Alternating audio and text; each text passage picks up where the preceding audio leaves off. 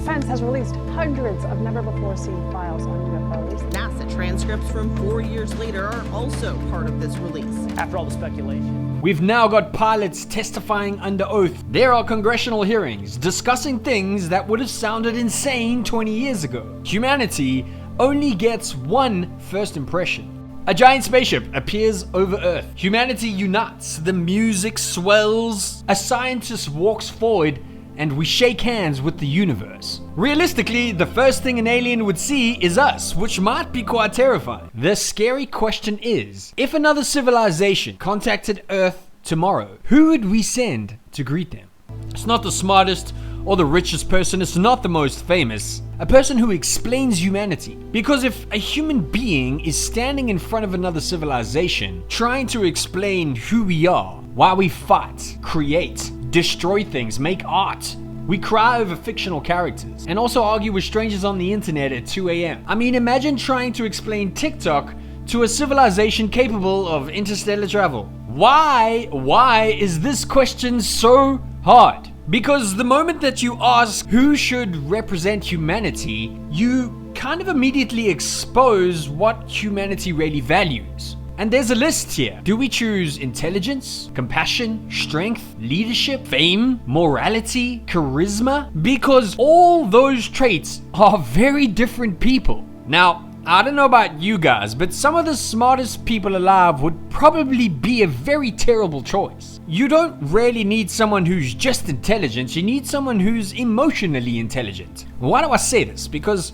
the first conversation with an interstellar species and civilization wouldn't be a math test, it would be a vibe check. I'm not sure scientists alone are enough. Now, obviously, scientists matter. I look back a lot at people like Carl Sagan, who probably came closer to understanding the fragility of human beings more than anyone else on the planet. He spoke about humanity like someone who was standing on a beach watching a tidal wave approach them. The thing is, knowledge alone doesn't explain people. You can explain gravity, nuclear fusion, you can even explain mathematics. Good luck explaining why humans create sad edited pandas on the internet. And also why so many millions of people get so emotionally attached to fictional characters. Which brings me to a very weird answer.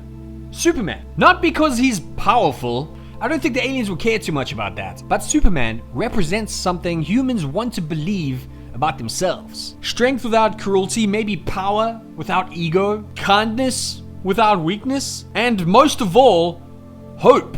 Because that really matters. Remember, if aliens judged us on the comment section, we're cooked. Absolutely cooked. There's another weird one that I couldn't ignore that kept coming back to me. Not a scientist, not a politician, not even Superman, but a kid on a bicycle. One of the reasons E.T. has survived for over 40 years isn't because of the alien, it's because of the response. A frightened, stranded creature crash lands on Earth, and a boy decides to help. There's no trade agreement here, there's no military presence or alliance, there's no negotiations. Just for a second, think about how strange that is. For all of our flaws, one of the most beloved alien stories ever filmed isn't about defeating the invader, it's about protecting a vulnerable stranger. So beneath all the noise and the politics and all the weird internet arguments, I think deep down, we all desperately want to believe that we choose kindness. And weirdly enough, I think Ted Lasso might be a better representative for humanity than any world leader. Again, optimism has become a little embarrassing, right? A little cringed to believe in. If an alien civilization asked, what is humanity best at? It probably isn't dominance, but perhaps empathy. Ted Lasso's entire character is built around something that modern society has forgotten, and that's sincerity. Not performative kindness or branding or some weird LinkedIn cringe post, but actual belief in people. I've watched a lot of sci-fi, it's probably my favorite genre out there, but I will tell you, one of my favorite first contact stories is currently Project Hail Mary. Within Project Hail Mary, it understands what some alien movies forget. That first contact would be somewhat awkward. It's different biology, it's different language, it's a completely different understanding of reality. The heartbeat underneath this is that the thing that creates connection isn't technology, it's curiosity. That's kind of probably the most human trait we have.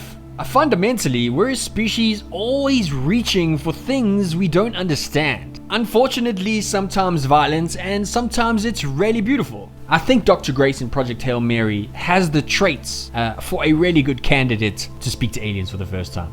What do you think? So maybe the real problem is that there is no perfect representative for humanity, because humanity is contradictory. We create symphonies and nuclear weapons. We destroy ecosystems and then spend decades trying to bring them back. We can be cruel and petty, violent and tribal. We are also a species that looked into the infinite void of space and just wanted to say hello. I mean, maybe the person we send shouldn't be the smartest person. Maybe it is a person who is capable of articulating and admitting that we are unfinished.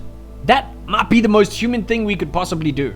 Maybe aliens won't judge us by the smartest person. Maybe they'll judge us by the stories we tell, the heroes that we admire, the people we choose to become, about the species we're trying to become. I need to know who you think would be the best representative for humanity in a first contact scenario.